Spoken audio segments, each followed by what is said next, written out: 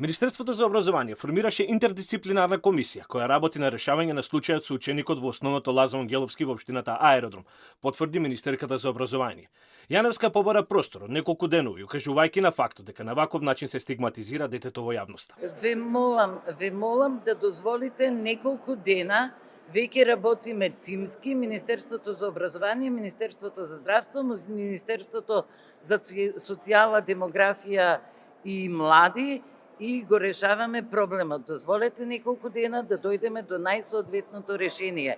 Предвидуваме подлабоки, посериозни активности и постапки кои ќе бидат во корист на детето и решавањето на целиот случај. Наставата во основното Лазо Ангеловски во општина Аеродром и денес не се одржа. Советот на родители донеле одлука за бојкот кој може да продолжи од идната недела, односно на целосно решавање на проблемот. Оттаму потврдија дека не поставуваат ултиматум детето да биде отпишано, туку бараат да се заштитат правата на нивните деца. Од детската амбасада Мегеши во допис до Алфа нагласува дека правото на образование на секое дете е усвоено со Конвенцијата на правата на децата. Оттаму нагласува дека треба да се пристапи кон целосен развој на менталните и физички способности на секој поединец, кој е дел од образовниот процес. За жал, училиштата се почесто стануваат мета на најразлични форми на негативни влијанија.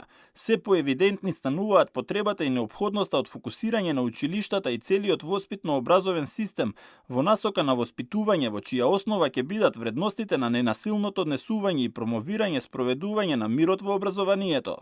Инаку, проблемот со ученикот ескалираше откако требаше да биде преферен од основното училиште Лазо Ангеловски во општина Аеродром во основот 11 октомври во општина Центар. Имено, ученикот беше одбиен да посетува настана во училиштето поради обвиненија за насилно однесување кон соученици.